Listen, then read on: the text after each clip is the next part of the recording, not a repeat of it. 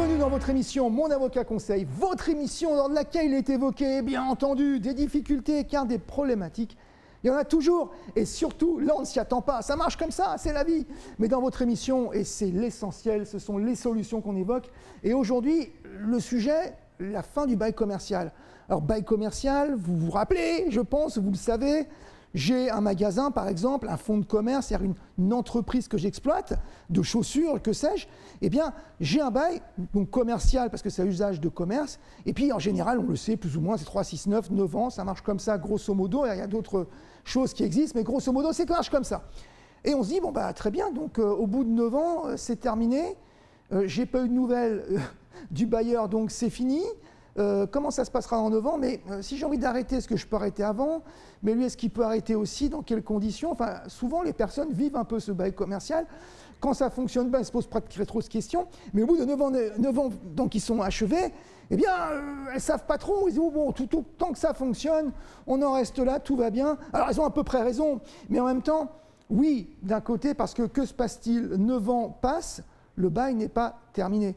C'est un bail à durée déterminée, 3, 6, 9. Mais au final, lorsqu'on dépasse cette date de 9 ans, eh bien, il devient un contrat à durée indéterminée. Un petit peu comme un contrat de travail. J'ai un CDD, je pense que vous savez ce que c'est, un contrat donc pour un mois ou deux, il se poursuit sans qu'on ait envisagé quelque chose, eh bien, dans ces cas-là, il a durée indéterminée.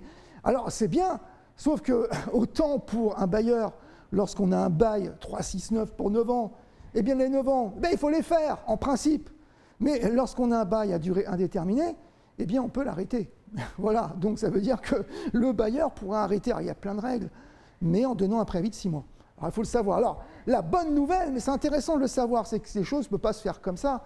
J'arrête votre bail commercial avec un préavis de 6 mois, on n'en parle plus. Non, ce qu'on appelle le congé, il y aura bien sûr des conditions, mais aussi l'indemnisation. Parce qu'un congé sans motif particulier, s'il est régulier, d'accord, mais on doit indemniser la personne.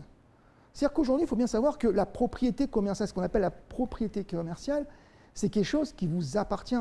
C'est logique. Je viens dans un endroit, je crée un magasin, j'ai dit de chaussures tout à l'heure décidément, ou de sacs, tiens, sacs et chaussures, ça marche toujours très très bien. Et dans ces conditions, eh bien, j'exploite un magasin, je le mets en valeur pendant 9 ans, c'est quand même pas rien. J'investis des sommes, je le mets vraiment en valeur et d'autres magasins autour vont mettre en valeur la zone, etc., etc. Ça vaut quelque chose. D'une part, parce que j'ai acquis quelque chose que je peux revendre, le fonds de commerce, et dans le fonds de commerce, il y a le bail. Je ne sais pas si vous me suivez, mais je pense que oui. Et puis, de toute façon, aujourd'hui, si on me dit de partir, eh bien, il faut qu'on me laisse la possibilité, tout simplement au travers d'une indemnisation, eh bien, de pouvoir me réinstaller à des conditions équivalentes. Alors, l'autre bonne nouvelle, alors c'est pas si simple que ça, c'est que justement, des litiges comme cela, il y en a quelques-uns au tribunal, parce qu'il y a un congé, avec ou pas, alors je vous passe les détails, avec une offre d'indemnité ou pas pour diverses raisons. Et puis, on n'est pas d'accord sur la somme en question. Parce qu'il y en a qui a dit, écoutez, vous me devez 200 000 euros, 300 000, 1 million. Et le bailleur a dit, écoutez, je ne suis pas d'accord avec vous, 100 000 suffisent. Et donc, il y a un contentieux, justement, des relations de ces indemnités par rapport à l'indemnité d'éviction, c'est comme ça que ça s'appelle. Devant le tribunal, on va analyser, justement, quelles sont les sommes en question. Et ça peut durer longtemps. Surtout que plus souvent, il y a une expertise, voire une contre-expertise, une procédure, voire un appel, etc., etc., etc. Et une fois que la décision est prise, eh bien, c'est un peu normal. Tant que la personne est vincée, donc la personne qui a le fonds de commerce, le bail, n'a pas été payée, il reste.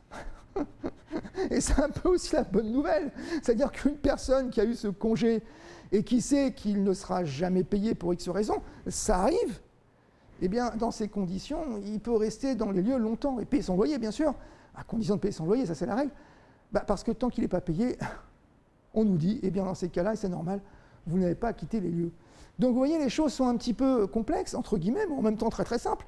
La seule chose, c'est de savoir un petit peu comment ça fonctionne et dans quelles conditions, si demain j'ai un bail commercial de plus de 9 ans, ou ça arrive beaucoup d'entreprises qui en ont de plus de 9 ans, comment dois-je faire? Le mieux peut-être des fois, et c'est ce que beaucoup font, c'est qu'ils essayent de revoir justement la possibilité de refaire un bail, un nouveau bail. Alors qui dit nouveau bail dit souvent de nouvelles conditions, et pas forcément meilleures, quoique il y a des périodes, peut-être comme maintenant, ou refaire un bail après le Covid, peut-être que c'est la bonne idée, en tout cas le bon moment. Et je ne suis pas certain aujourd'hui qu'en tout cas, sur un bail il y a 9 ans, les choses pour certains baux, certaines situations, certaines zones ont beaucoup évolué. Donc on peut se dire, tiens, finalement, ce serait peut-être aussi la bonne période d'envisager, avec l'accord du bailleur, mais en général, il n'y a pas de raison qu'il ne le souhaite pas, c'est juste une question finalement de montant. Surtout, c'est un bon payeur que vous êtes, j'en suis persuadé. Donc, peut-être que l'occasion d'envisager cela serait la bienvenue. Alors, je ne vais pas l'aborder aujourd'hui, mais bien entendu, vous le savez peut-être, vous, en tant que locataire du bail commercial, vous donnez un congé sous certaines conditions. Avant les 9 ans, c'est possible 3-6-9, c'est ça, 3 ans, 6 ans, 9 ans. Là aussi, c'est d'autres règles, mais en tout cas, les règles ne sont pas les mêmes, puisque la personne qui investit, il faut quand même le garantir, et c'est normal, dans son fonds de commerce, une durée, où elle, moins elle sait où elle va, 9 ans minimum, voire plus ensuite, si les choses se poursuivent sans nouveau bail. Voilà l'émission d'Oblique qui s'achève.